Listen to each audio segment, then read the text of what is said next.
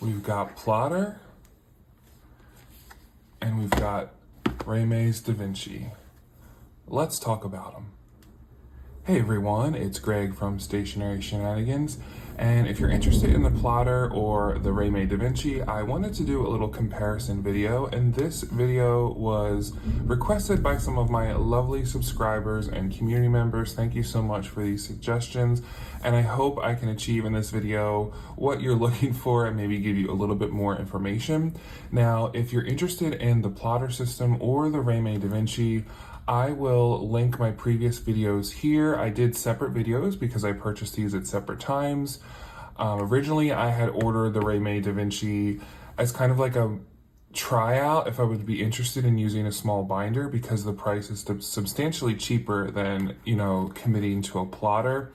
And then probably, I don't know how many months later it was, where I ended up buying a plotter at Omoi in Philly when I was there in person. So yeah, let's get down to it. Get yourself a nice cup of coffee or tea or something that you would love to just enjoy drinking while listening to me yap about these two products.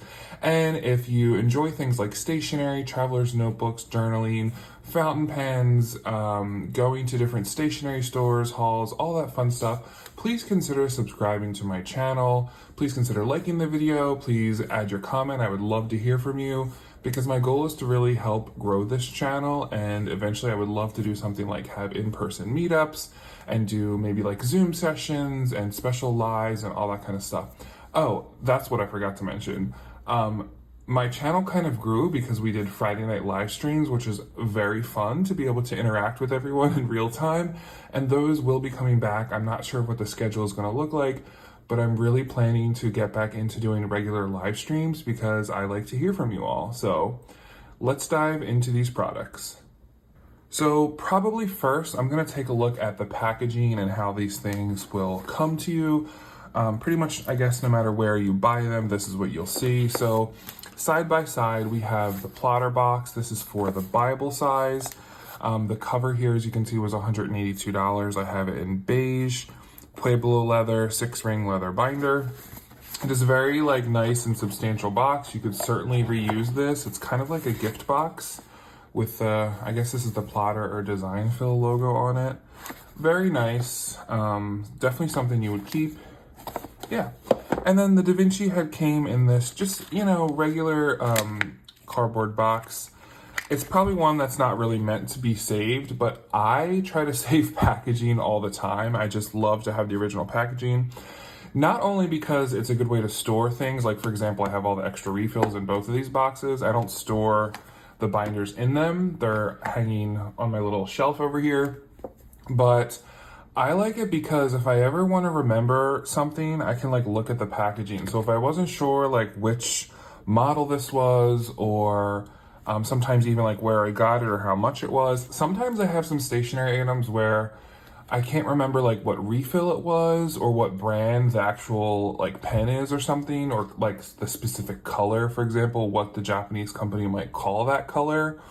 So I love keeping packaging, and yeah, so maybe this was not meant to be kept, but I kept it because again, we're doing our own thing here. So first up, let's take a look at the Plotter packaging. This is how it is. Again, watch my unboxing video if you want to see the full reveal. And I store all my extra refills in here. I even have the little, I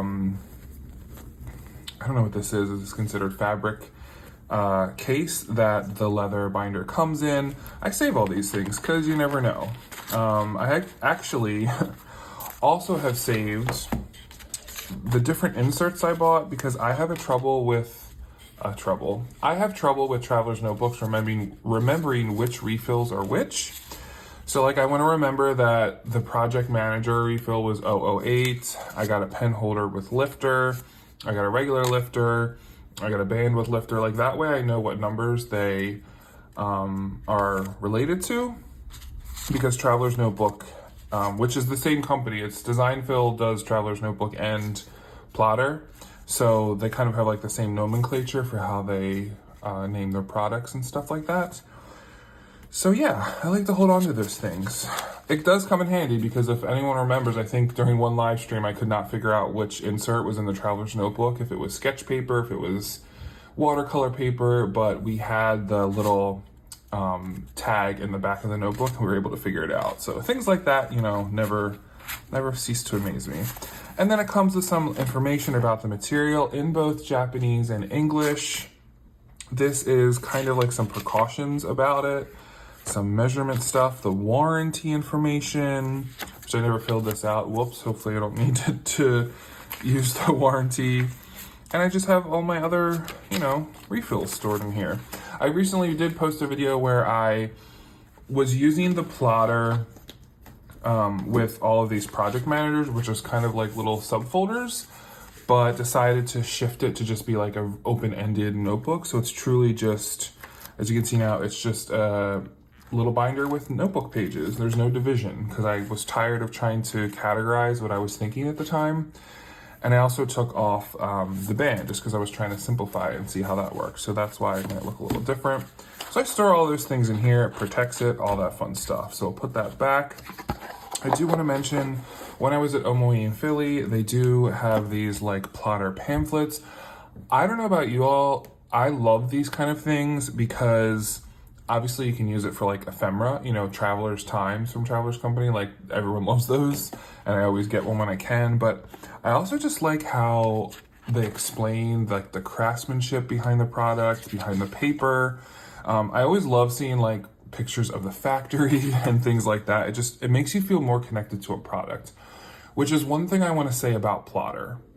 Yes, plotter is very expensive. It is not for those who are looking to save money because you're kind of investing in the craftsmanship of something. You're also kind of investing in the community, right? So we see Traveler's Notebooks, we see how Hobonichi grasps people, and you're so excited to share that special thing, and it like kind of unites people in some ways. And then there's the social media aspect of it too. Like, you know, Traveler's Notebook has contests a lot, Plotter has its own podcast, and it's just really interesting to see how other people who you may not met in your life use these products in similar or different ways to you, and it makes you feel connected to them. That's at least how I feel. You might feel differently.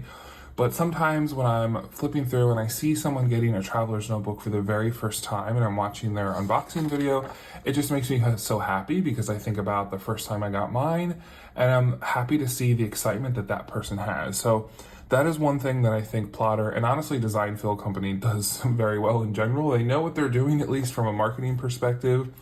We've also talked about that on some live streams where, you know, they have the limited editions and then they release them and then they sell out and they do a restock. And that's also part of their whole like marketing scheme, is to make these special things even more special. And let's face it, they succeed. I don't know about you all, but I'm highly considering if I can get one of the Love and Trip red Traveler Notebook covers, I will be trying to get one of those because I love that dark red color. It looks very attractive and it's very different than most journal covers that you see now. So enough about the packaging. We'll take a closer look at the plotter itself after I do the Raymay packaging, which I guess there's not really much to tell. I store all of my refills in here. So there's monthly planning, there's a note one. This one is a monthly kind of like vertical. It's 15 days on each side. I'm sorry, 16 days. Then I just have like plain cream colored paper. And this one is a memo note of 5mm grid. Yeah, so there's a lot of different, whoops, here's some extra ones. See, I even say like in the wallet pocket, I guess you would call it, this part. It comes with this little card, Davinci, simple and functional. I save stuff like that. This is what was around the binder when you open it, and I saved it because, again, that's just how I am, and we're gonna roll with it. Okay, so putting these back in. We looked at the packaging, we kind of gave a quick overview of the refills. Now let's look at the items themselves. All right, here is the plotter, and next to it is the Raymay Davinci. Just looking at it, you can tell that, you know, this is true leather. This is just kind of like, I guess, I don't know what the term is for it. I'm sorry, it's like PVC, or it's like a synthetic looking leather. I think there are different models where you can buy real leather, but again, I originally bought this to kind of see the cost effectiveness of it. I want to put these together because they're similar in size, but they are different. As you can see, the plotter comes out a little bit more. Actually, let's take a ruler. Let's try to be very specific about this. So when we look at the plotter, it is 4.5 inches across the bottom, and the height is almost 7 inches, just shy of 7 inches. And I don't have much in here, right? But the thickness right now, let's look at the thickest part of it, kind of where this brass band is, oh my goodness, I don't know, it's like 3/4 of an inch. So again, I don't have many refills in here, but that's pretty much the gist of it. When we take a look closer, I do have the ring protectors to kind of protect the leather from the ring. Again, like Traveler's Notebook, the more you use your plotter leather cover, the better it gets. Leather is one of those things that does get better over time, especially if it's a high quality piece of leather. So I try to be protective of it. I don't want to spill anything on it, obviously, but when you get a Traveler's Notebook cover, when you get a plotter cover, if there are scratches, if there are areas where it's patchy in color, that is part of the fun. So don't think that if it's all one color, in fact, that's actually a sign that your leather's not good and that part of it's synthetic, because it needs to have that natural look to it, right? And the more you touch it with the oil in your hands, the better it looks over time. So yeah, in the back we have here kind of like the plotter, I don't know what you would call this, not their logo, but kind of one of their like slogan things with their logo. And yeah, you can see the rings here. Guess I could just do it opening the ring so you see the little tabs on the side. Open. It's really quiet actually, you didn't even hear it probably, but open and close. So yeah, so and remember, I have big hands, so y'all know I have big hands, so please just keep that in mind. This will probably not look as small in your hands as it does in mine, but this is the Bible size.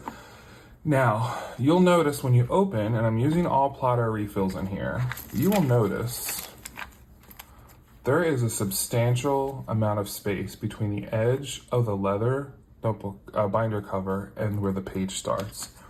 Let's measure it. Centimeters, it is over 2 centimeters. It's under an inch.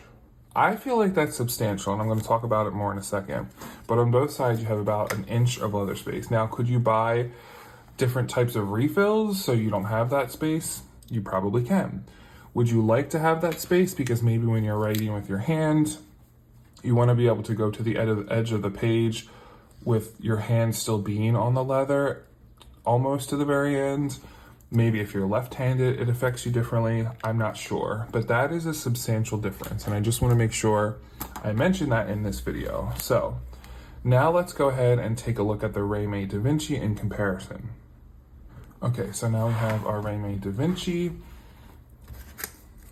Across the bottom, it is 4 inches.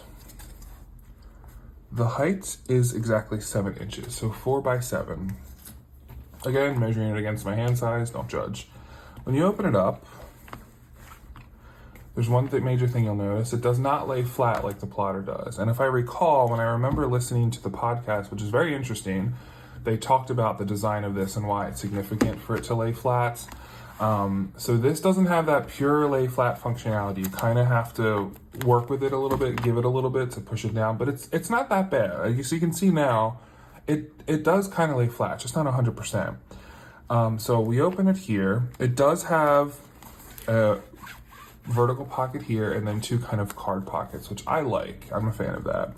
I also like this kind of fabric interior. It's very reminiscent of like the 80s or something like that. It's very, very like office of the 80s kind of vibe. That's one reason why I was attracted to this color. And then when you open up the refills here, you'll notice there's not a significant distance between the edge of the page and the edge of the binder. We're going to measure it in centimeters, so about 1.2 centimeters. Yep, about 1 centimeter. Okay. At first, I was like, oh, I like how the plotter has this space, but now I don't really like it. I like having less space. It just makes more sense to me. Again, it all depends on, I guess, your preference and then what kind of refills you use. Because of course you don't have to use the refills that come with the company. I'm kind of just like a refill purist. I don't know if anyone else out there thinks like that, but I love to use Traveler's Notebook branded inserts in my Traveler's Notebook. I love using Coquio brand notebooks and Coquio insert. Like there's something about like what it's meant to be, it's meant to be. And someday I hope to experiment a little bit more and do some more hacks, but for now it works. Another major difference you'll see here between the plotter and the Davinci is that it does come with a pen loop, at least the model that I got. Now, this was a big turnoff at the beginning, and let me show you why. The pen loop originally comes in folded under, oh, I should also mention there's a pocket in the back too. But the pen loop comes like this, where it's inside the binder. It was bothering me because you can never truly have a flat writing space if that thing is always there. Look at that. It's not as bad as it was, but you know, imagine that. It's kind of like that loop. And what would bother me is it wouldn't stay out. So what I had to do is I had to really like work it and push it and put something heavy on top so it would stay out. And finally, after a while, it did do that. So now you can see that the pen loop is sticking out. Again, this might be a deal breaker for some of you. Again, some of us are pen loop purists and some are not. I even thought about like, what would it look like if I tried to remove this pen loop by like looking at the stitching or just taking really sharp scissors and just seeing if I could cut it off. But I am not that confident when it comes to hacking binders and notebook covers and all that stuff. So we didn't try it, but for the most part, it's fine. I'm gonna take a STAEDTLER ballpoint pen here just to put in the pen loop so you can see it. It works well, right? Like this is a good pen loop situation. And you can open it up and you can still write with the pen loop there. So you have to work, you might have to work it a little bit. It depends on what kind of leather cover you get. Maybe it depends on the size. The pen loop isn't that thick, so I don't think a lot of fountain pens would fit in there. In fact, let's see if we can take one out and test. I think maybe traditionally skinnier pens would fit. For example, here's a Coquinol. Okay, that fits kind of, but then the part where the lid is, or not the lid, what's that called? The cap. The part where the cap is would not go all the way down. This is a TWSBI Eco.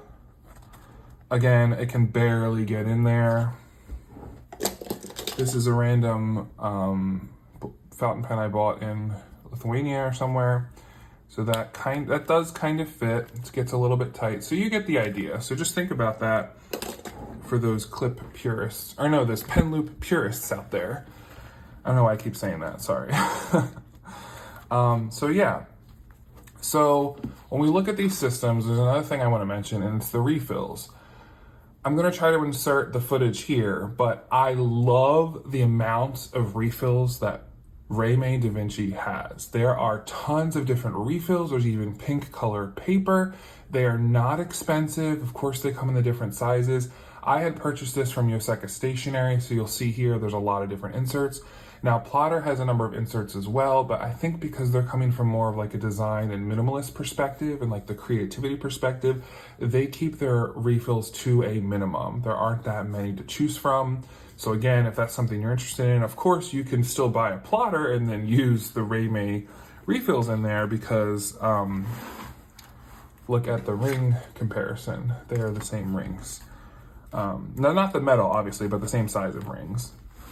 And I should also mention, one reason why I was excited to try these is because I have issues like with my Filofax. Sometimes I felt like ring binders and ring planners are too much for me. The rings were too big. And then when I first started to dive into Davinci's and plotters, like, well, the small rings are actually more suitable for me because I feel like they don't get in the way of my hands. They don't feel bulky. That was one of the main selling points for me. So I just thought I would mention that about the ring sizes. Maybe you like ring planners, maybe you're a ring purist again, but for me, it's like this was a good transition for me to start using something where the rings didn't feel like they were too much. Last but not least, I want to talk about the cost of these things. So I will say that I feel like the refill prices are pretty comparable. Plotters, I think between like $7 and $12, where Davinci was between like maybe $4 and $8, so not too off. Now the price of the binders, I paid, this one is normally $182, which is a lot, but again, it's supposed to last a lifetime. It's got a warranty, all that fun stuff. Gets better over time. Where this, I believe, was $58 or maybe $50 in the range of that. So it is more than 1/3 of the price to get a Raymay Davinci. So I'm not saying one is better than the other. They both have different reasons why they're special. And if you really want something that like you want to just start using a little ring binder, you love the classic look of this, they have tons of colors and shapes and ones with clasps and all that. Like you get more choices in the actual binder, I think. It is not 100%, it's not genuine leather. It's more cheaply made. You can just tell by like the stitching and all that kind of stuff. But it's got great refills. I love having the pockets. If you're also afraid of getting it messy or you travel a lot and you just don't want that risk, this is trustworthy. I'm sure if you spill something on this, it wouldn't truly stain it like it would like on the leather. For 1/3 of the price, I mean, this is a comparable product. I'm not gonna say, well, maybe I will say, I don't want to start a controversy here, which one I prefer. Because it's changed. When I first got the Raymay Davinci, I was like, no. I mean, I like it, but I don't love it. When I got my plotter, I was like, I love it. But now that I'm doing a more in-depth dive into like how I use them and how they look comparable to each other, if I had first bought the Davinci and just really used it and embraced it, I don't think I've even felt the need to buy a plotter. This is more out of curiosity.